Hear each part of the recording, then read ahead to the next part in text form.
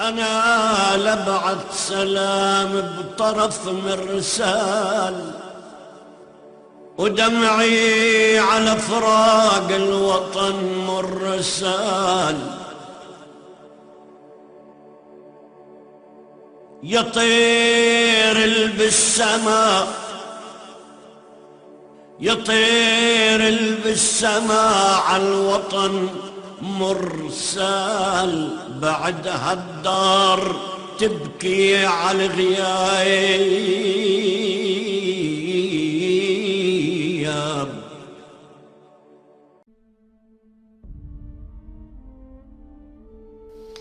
يلا أول سؤال، شو وضع العرب في إسرائيل اليوم؟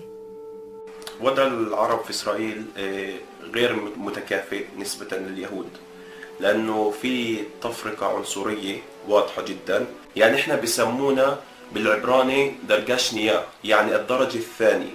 نحن كعرب فلسطينيين في دولة إسرائيل نشعر بأن هناك تفرقة جارفة ومجحفة بحقنا، وكذلك كنا نتوقع من الشعب اليهودي الذي مر تجربة مريرة في الهولوكوست أن يكون حساس تجاه الشعوب الأخرى ومشاعرها. خلينا نقول نوصفها في جملة واحدة، عدم حرية. في الوقت الحالي هي دولة احتلال وغطرسة وظلم. شو بتفكر عن التفريق العنصري بين اليهود والعرب في الحياة اليومية؟ التفريق العنصري طبعا موجود دائما في الحياة اليومية، حتى في الشغل. أبسط الأمور إنه المستحقات اللي بأخذها العربي الإسرائيلي اللي معاه جنسية إسرائيلية وفلسطيني بأخذش زي اليهودي. اليهودي بأخذ مستحقات من الدولة أزيد. إذا بدنا نيجي نطلع على مثلا الحكومة الإسرائيلية، هون ممكن يصير مشاكل. العنصرية في الحياة اليومية وفي حياتنا كعرب بتجيش من الشعب، بتيجي أحيانا من الحكومة. العنصرية البحتة اللي هو عن جد مشكلة اللي هي كثير كبيرة هي الخوارط الهيكلية وترخيص البيوت. دول ما بتعطيش العرب يرخصوا بيوتهم، فهي مشكلة عن جد كبيرة إنه وين العرب يروحوا، وين العرب يعيشوا. كعرب إني دائما بفتخر بهويتي الفلسطينية، بقول أنا عندي وراتي إسرائيليات بس أنا بدمي فلسطيني. بس لما أروح على المطار بشعر بهاي الشغلة. الخوف هذا اللي دائما نابع مني قبل ما أفوت على المطار، إني أنا عربي معناته أنا أحمر، إنه لازم يتفتش، لازم نخاف منه. إذا بقول لك كلمة احتلال شو بيخطر ببالك؟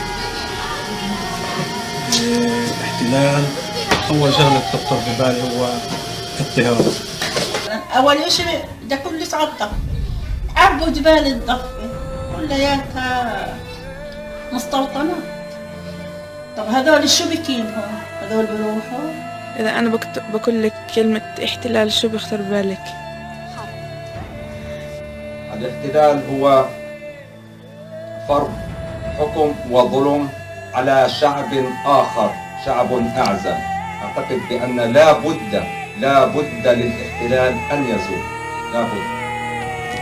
شو بتتمنى لمستقبل فلسطين وإسرائيل؟ بتمنى أول إشي التعايش، يعني يبقى تعايش بين العرب واليهود والفلسطينيين واليهود، تعايش واتفاق وحرية لشعبين. يا رب تصلحهم هذول مع هذول. يعيشوا العرب أو الفلسطينيين والإسرائيليين في دولة اللي هي مثل ما كل الشعوب عايشين. لو كل الإنسان، كل العرب، كل اليهود بنظروا النظرة هاي أو بفكروا هاي التفكير إنه إحنا إنسان، ننظر ونعيش لبعض إنسانية، كان إحنا بقول التمني هذا بصير حقيقة. ما ظلوش الكره والعنصرية تمتد لسنوات وقرون.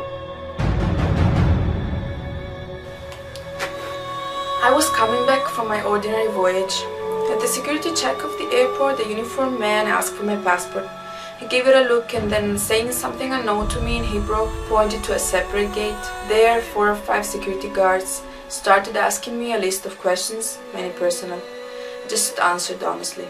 Now open your luggage please, I must check what you have inside. I obeyed. I passed 15 minutes watching my clothes, books, and foot being palpated as if they were searching for something specific, while two other hands were currently touching all my body. I felt humiliated and stripped of my privacy and dignity. But there was one oppressive question buzzing around in my head.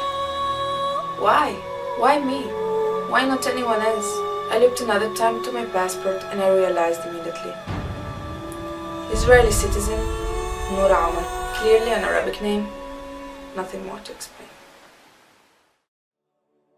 يا طير يا طير يا طارش عالحمانة يا طارش عاوطنا روح مرسال بعد هالدار تبكي على حبايب